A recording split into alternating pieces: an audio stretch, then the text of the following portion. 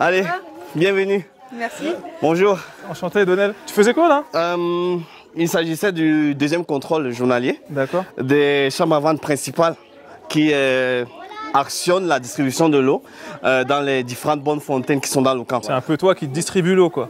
Ah, disons ça comme ça. Est-ce que t'es pas l'homme le plus important du village? Disons que l'eau à Gado, surtout pour les populations réfugiées, c'est le fondamental. Parce que tout part de l'eau. Tu vois, avec de l'eau potable, on mange mieux. De l'eau potable, on évite beaucoup plus les maladies. Il est important de savoir que l'eau distribuée est distribuée gravitairement. C'est pourquoi l'eau, c'est à 9 mètres du sol. Allez, le guide. Mais attends, j'attends que tu sois là-haut. Oui, bien sûr, quand même. Et puis, je vais vous appeler. On peut apercevoir ici le changement. Depuis 2014 jusqu'à aujourd'hui, au moment de leur arrivée, c'était des huttes. Oui. Tu vois, quelques années plus tard, ce sont des bâtisses en briques de terre, donc un peu plus durables. L'eau arrive par cette eau, Ok. ça se charge. En saison sèche, nous sommes aux environs de 13 litres par personne par jour. En saison pluvieuse, nous sommes à 16 litres par personne par jour. Pendant que le standard, selon les normes sphères, c'est 20 litres par personne par jour. Donc le besoin, il demeure. On fait beaucoup, mais il y a encore beaucoup à faire.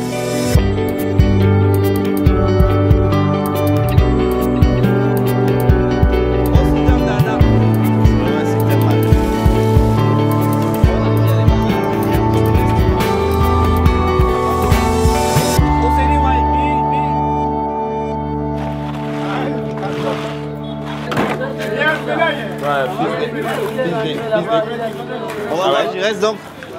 Et donc Giresse, c'est un ami réfugié Bonjour Giresse. que j'ai rencontré. Voilà. Bonjour Giresse. Voilà. Et donc Giresse et moi, c'est une longue histoire. Il y a un lien qui se tisse. J'ai envie de dire, une amitié et une complicité. Depuis 2014, avec Giresse, je travaille à renforcer ses capacités. Tu le parraines? Ouais, en quelque sorte. Et donc, il a appris un métier de la maçonnerie. Il a travaillé dans les chantiers de solidarité et maintenant, il a la capacité de travailler dans d'autres chantiers. Ça fait combien de temps que tu es arrivé dans le camp de Gado? Ça fait au moins 4 ans que je suis ici. Bon, oui, au début, ce n'est pas facile. Je cherchais à apprendre des métiers. Il m'a formé en menuiserie et après, ils m'ont formé en maçonnerie. Et grâce à lui, j'ai gagné ma vie un peu.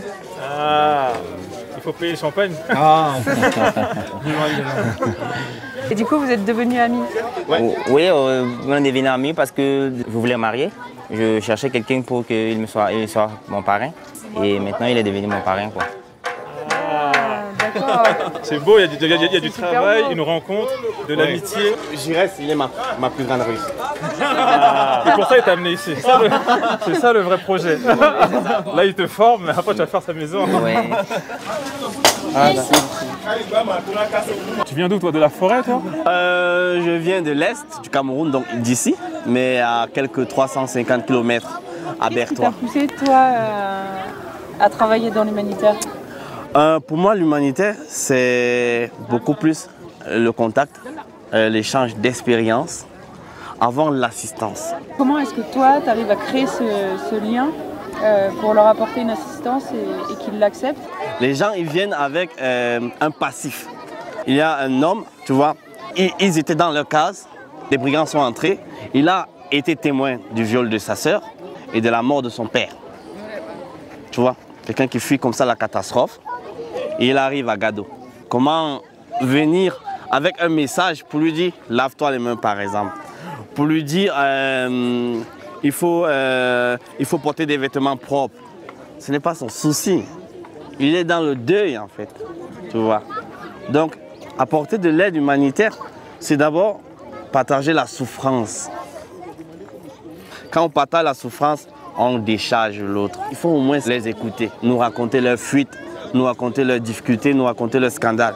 Et dans ces histoires, on peut trouver des failles pour porter le message.